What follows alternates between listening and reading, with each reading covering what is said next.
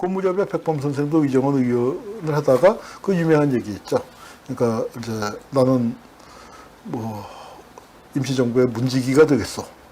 그래서 이제 그 뭐 문지기 비슷한 경무국장 역할을 맡게 됐죠. 근데 경무국장이란 일종의 뭐랄까 독립운동 진영의 군기반장 비슷한 역할을 하게 되는 건데, 이제 그러면서 백범의 어떤 또 백범을 비판하는 쪽에서는 뭐 저 시절에 백범한테 주워 터진 사람이 한둘이 아니죠.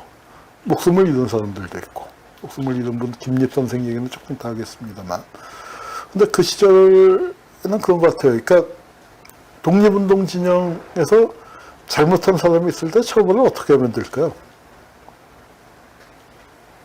지금의 그 조사에서 기소하고 재판 과정을 해서 이제 징역도 살려고 하는데, 자, 독립운동 진영에 감옥 있어요? 그 일정해 보니까 이제 안옥이는 감옥에 있었던 걸 이제 꺼내주는 장면도 나오는데, 뭐 잠시 하는 건 있겠지만 그 영구적인 감옥 같은 거 그렇게 신체형으로 몇 년씩 가두는 감옥은 없겠죠. 잠시 처분을 하기 위해서 일시 감금하는 장소 정도겠죠. 크게 보면은 처벌이 심하면 죽이는 거고 아니면 봐주는 거죠. 봐줄 때 패는 경우가 있죠. 죽도록 패는 거와 몇 대 패는 거 있지만, 저는 패는 거는 봐주는 거에 속하고 심한 경우에는 이제 목숨을 뺏는 겁니다. 특히 어떤 동지를 밀고 있다든가 뭐 하는 그런 결정적인 부분들. 그러니까 그 안타까운 게, 그러니까 우리 왜 육형제 이석영 선생 있잖아요. 이회영 선생의 형님.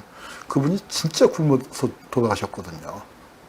진짜 굶어서 돌아가셨는데 왜 굶어 돌아가셨냐? 아들이, 큰아들은 독립운동 과정에서 하여튼 그 의문의 죽음을 당하셨고, 작은아들은 이회영 선생의, 그러니까 난 이분이 배신자라고는 생각 안 해요.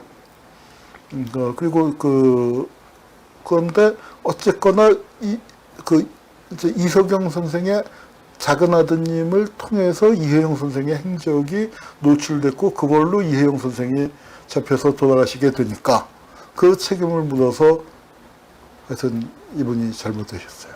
그 바람에 이석영 선생은 진짜 굶어서 돌아가시게 됐는데, 뭐 우리 독립운동 진영에서 이제 그러니까 뭐 그런 역할들을 했어요. 그러니까 이제 뭐 한 성격 했으니까 거기서 보면은 밀정으로 의심되는 사람들을 잡아서 처단한 얘기들이 많이 나옵니다. 그러니까 대표적인 경우가 우리 그 정정화 할머니 있죠. 그러니까 우리 김가진 선생의 며느님. 그 정정화 할머니가 중국으로 갈 때, 그러니까 이게 그 젊은 여성이 홀몸으로 중국으로 간다는 게 이게 참 보통 일이 아니잖아요. 그렇게 되니까 이제 친정에서 팔촌 오빠, 팔촌인가 육촌인가 그를 딸려 보냈는데 이 사람이 경찰 출신이에요.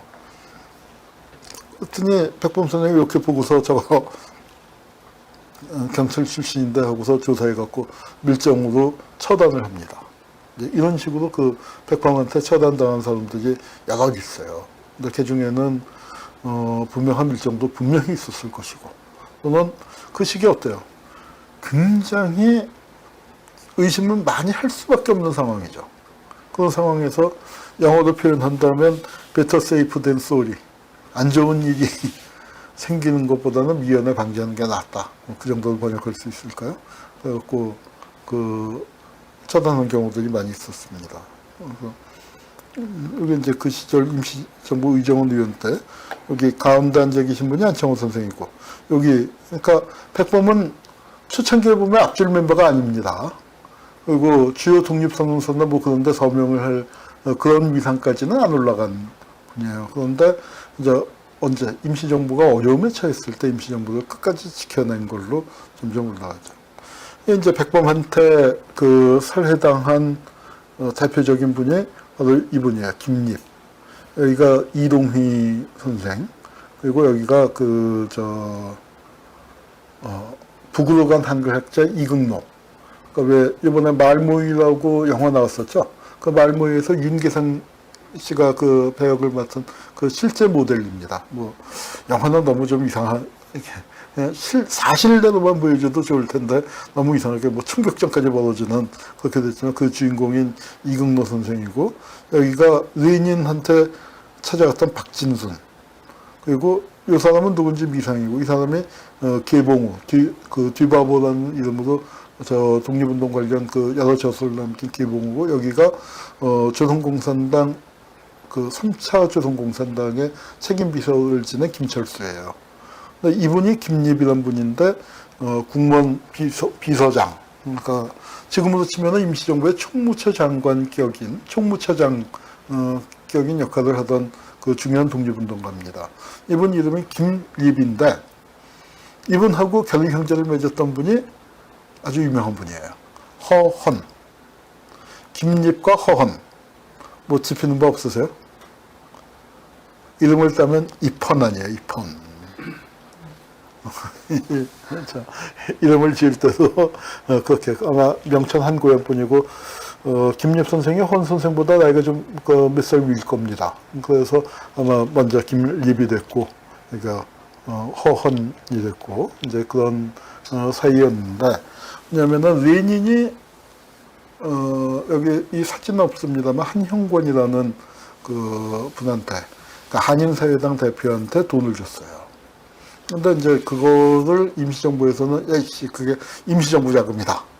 아니다. 이거는 한인사회당 자금이다. 한인사회당이 주관이 돼서 놓으면 된다 하는데 임시정부 쪽으로 돈이 많이 안 왔죠. 그리고 그 돈을 한인사회당이 쓸 때다 썼다고 저는 생각을 해요.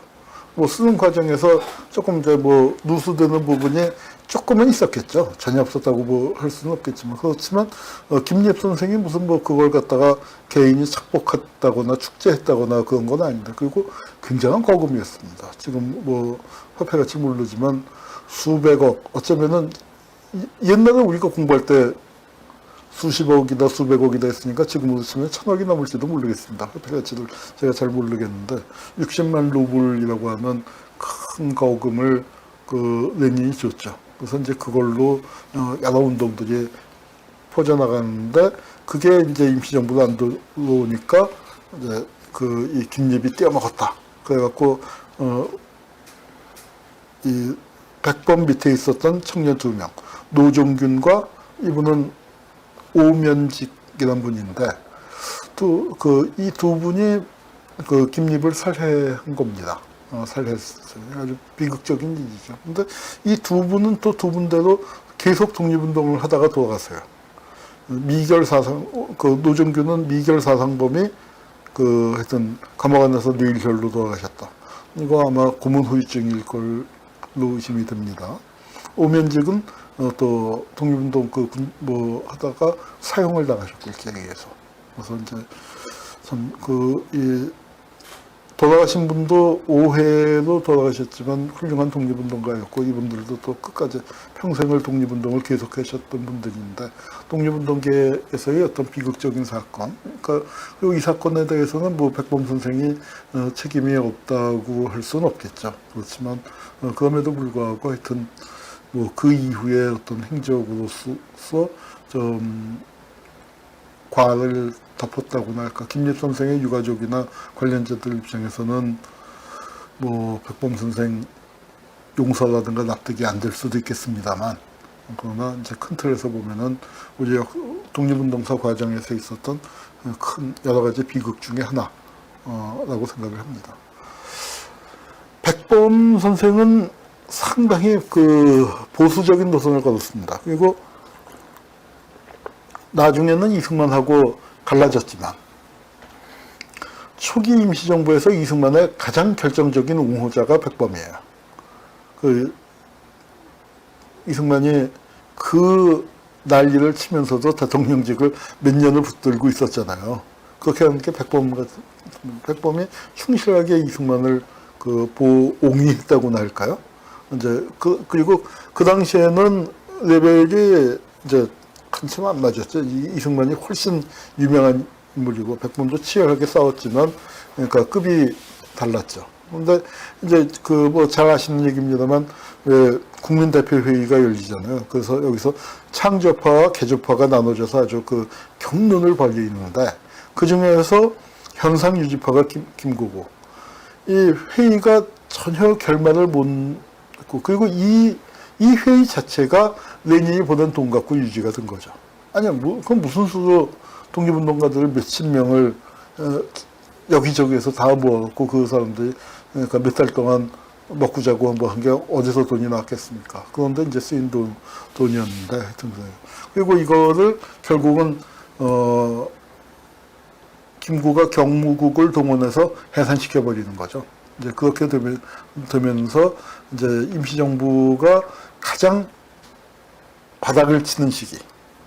그러니까 이거 끝난 다음에는 임시정부를 정부라는 이름을 가진 독립운동 단체죠. 저기까지만 해도 일정한 대표성을 가졌습니다. 그리고 기능은 마비가 됐다 하더라도 대표성이 있으니까 임시정부를 개조하자고 하거나 아니라 임시정부는 필요한데 지금 거는 아예 헐고 그러니까 쉽게 얘기해서 리모델링이냐 재건축이냐 갖고 싸운다. 아니야, 백범은 그냥 쓰러져가는 이 집에서 살자는 게 백범이고 비유한다면 그렇게 되는데 그렇게 돼서 그러니까 난 리모델링도 안 할 거야. 그렇게 해서 다 쫓아버리고 이제 그 쓰러져가는 빈집을 백범이 지킨 거죠. 지키고 그러고 있다가 언제 이게 부활하느냐 하면은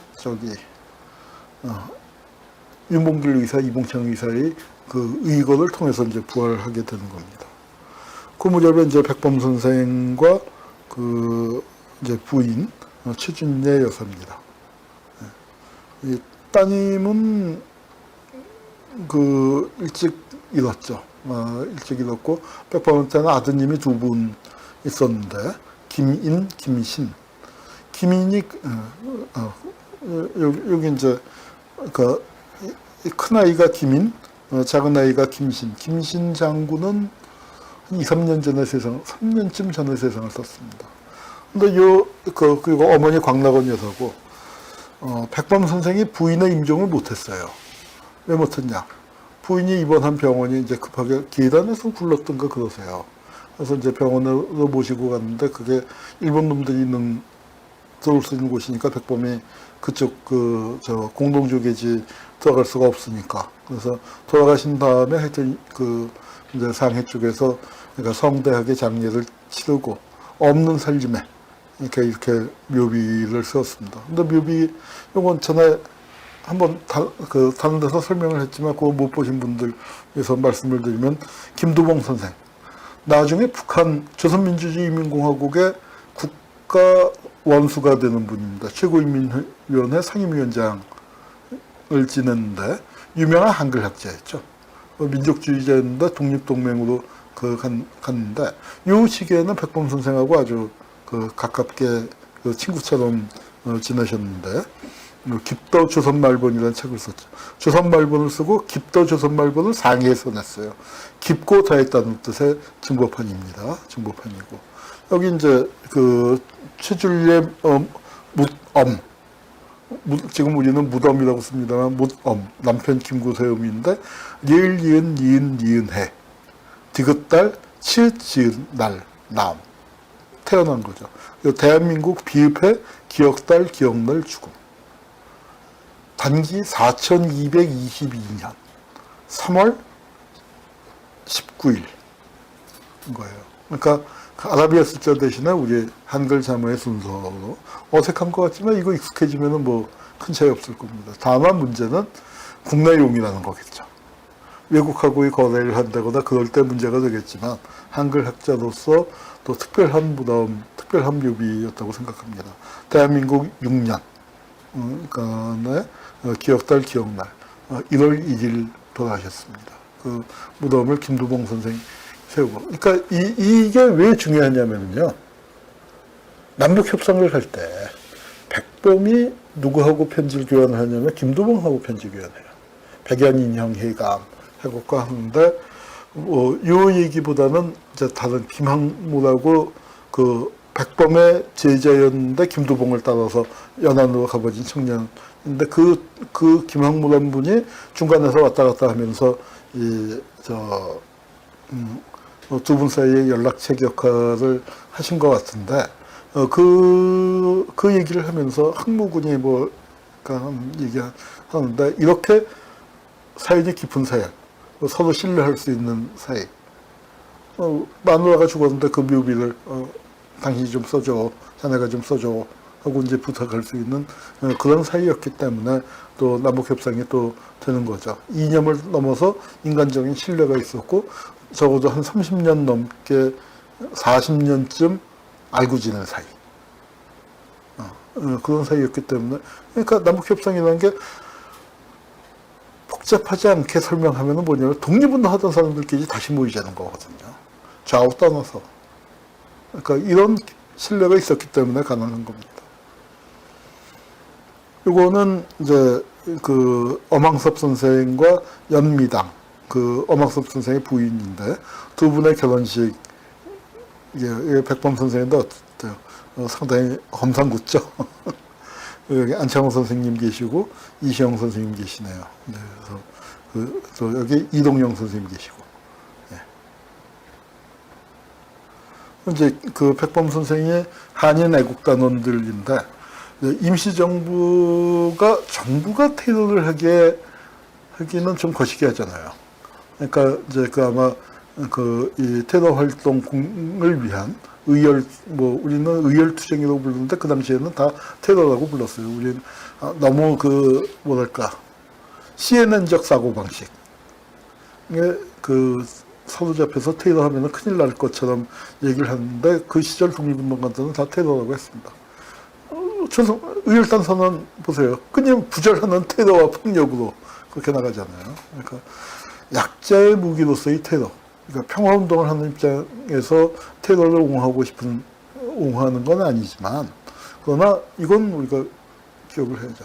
약자의 무기로서의 그 테러라는 부분을 무장해제시켜서는 안 된다고 생각을 합니다. 그리고 테러를 막으려면 상대방 제국주의가 가하는 그 테러에 대해서도 그걸 막아야 하는데, 그거는 아무 말 얘기 안 하고 약자들의 행동만 얘기하는 건 좀 문제가 있다고 생각합니다. 그건 다른 기회에 아마 김원봉이나 의열투쟁 얘기할 때 한번 좀 제대로 한번 다뤄보기도 하고요.